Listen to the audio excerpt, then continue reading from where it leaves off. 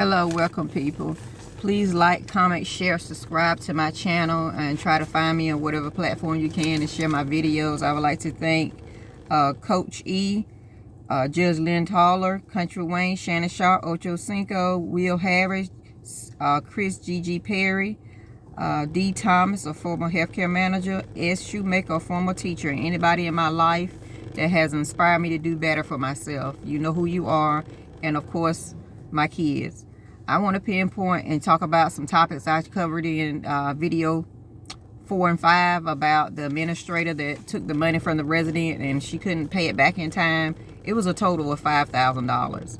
It was an agency nurse that took the money and from the resident and was told to take the money from the resident.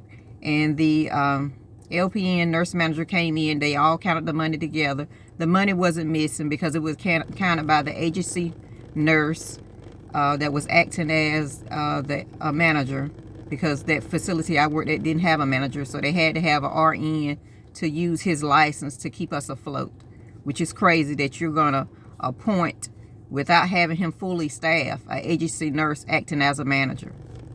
That's crazy. They did a lot of crazy stuff at that facility that I worked at. But anyway, the money went to the administrator. I feel like administrators need at least 3 to 5 years of experience, and they need to be a CNA, a MedTech, MedAid of some kind. That way you can't pull the wool over their eyes. Management needs to be the same way. 3 to 5 years of a managerial experience somewhere before they go in a facility and try to run something, because the blind can't lead the blind in healthcare. People are in critical condition and they want to get better. They want to get rehab. But if you have people sitting in seats that have no business in sitting in seats, the patient and resident going to be in danger. We had a floor nurse that went to a nurse manager position. We had an education nurse that went, LPN that went to an education position, which is supposed to be for an RN nurse, which is backwards, because if the administrator knew what she was doing when she was interviewing, she would have known that a RN can only be in the education position and it can't be an LPN. But see, you got to know different roles. When you're trying to be a leader, you need to know different roles. Just don't have the administrative degree. She allowed agency nurses to work with a patient that hung an IV antibiotic for 14 days and did not fire those agency nurses that worked on that hall, that continued to give the antibiotic to the wrong patient for 14 days, wrong resident. She continued to let an agency nurse male know that one of our residents had got molested by another resident. They didn't send him out. They moved her to another hall, but they moved her with a male resident. It made no sense. And he said he was trying to provide safety and remove her from the situation. But how are you removing her from a situation and you're putting her in a room that she has a disability and cannot express what's going on with her in a room with another male resident? We got people out here being reckless for no reason, but you're thinking that they're good people. You're thinking that they're going to do the job because they was able to pass an NCLEX. An NCLEX could be for anybody.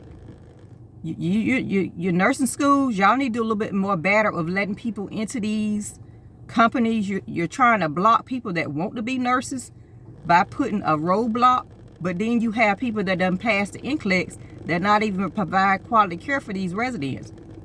You have them out here continually, these residents being in unsafe environments because you got people that are RNs or LPNs or Med-Aids or CNAs that's being reckless. I'm not going to pinpoint one role because it's a lot of people in these roles that are being reckless. And when you call them on and you go to the office and you talk to somebody, what do they say? They act like you're the problem. When it's them that's the problem, they just don't want to fix it. They want to say, okay, well, you're talking too much. You in the office too much. We got complaints on you. How is it that you had no complaints on me until I start coming to the office, pinpointing that this person has breast or this person is complaining about breast pain? She's telling me that she's been telling nurses for weeks. But when I get on the hall and I try to tell my fellow nurse, hey, can we go get her appointment, evaluate? She's complaining about her breast. She said she's been telling somebody for a year or two. When they finally got her to the doctor, the lady had stage 4 and died 6 weeks after we finally got her to the doctor. She missed several appointments because there was no chain of command of passing it off to the next person, which it was, but it wasn't, because it was so many agency nurses dropping the ball and saying, hey, Did nobody tell me she had an appointment? I ain't know how to send her out. I don't know how to send her out, but you got an administrator that don't know how to discharge people, don't know how to do admissions, don't know how to get nobody no help. She'll tell you, don't call me after hours because she's not a nurse. She's not a med aid. She's not a med tech. What kind of place is that to send your loved one when the daggone administrator don't know how to run the building? All she know how to do is sit behind the desk and be cute. Or him sit behind the desk and glad he got a title, playing people as puppets and talking nurses against nurses, med aids against nurses, nurses against med aids, CNAs against med aids or med techs. Well, you think because you on the cart you better. Okay, would you tell a nurse that? What does it matter? If a med aid is willing to help you, take the help and close your mouth. Because a nurse ain't going to get on the floor all the time and help and wipe no hind part. They're not going to do it because they didn't go to school for that. And they will tell you, I didn't go to school for that. Y'all need to wake up, open your eyes, and think of it as, what if that was my mom or dad, sister, brother, auntie in that bed? It's not going to hurt you to sit there and go ahead and get your job done from 7 to 11. Don't nobody should be sitting down and taking those snacks and smoke breaks and whatever, going on the cell phone, talking to them. Yes, your kids are important, but you just left the house. So you should have a mama, brother, auntie, sister, somebody watching your kids so you ain't got to be at home worried, because from 7 to 11, the first 4 hours of your shift, you need to be putting people to bed, cleaning people up, doing what you got to do to get them settled down. Instead of you saying, they was on the light. They're going to be on the light because you left them pissing for 4 hours. They're going to be on the light because you refused to get them medication. They're going to be on the light because the day before, you didn't try to get their narcotics in. We got to wake up. Stop doing half care and wake up. Administrator, stop trying to look over stuff because somebody have a license, because it's going to cost you one day. You may not get caught that day, but one day it's going to be somebody that's willing to do their job, and they're going to snatch your license that you worked so hard to get. They're going to snatch it from you.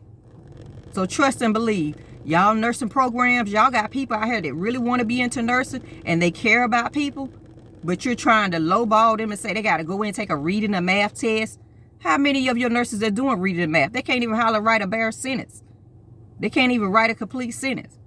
They Googling everything. So how many of your nurses that's out there really hustling, doing what they supposed to be doing? I'm not down to nobody. I'm just stating facts. And what I state ain't no lie, because everything can be seen and looked up on a police report, can be seen and looked up at the state, the board of nursing, or whatever it is. I have no reason to lie. I'm here to inform you, to educate you, to hopefully encourage you to do better in your job. And if you know me, you see my face, you know what kind of work I am. I don't BS with none of my care. I don't BS with none of my meds. And that same administrator, you try to get me, but you can never do that, because I got somebody on my side that you ain't got on your side. And it ain't just luck.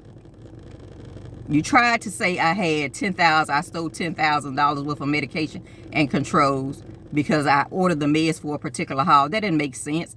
I had to tell you that the pharmacy lady was dropping meds off and was not letting us check the meds in. And as a med aide, I never checked meds in.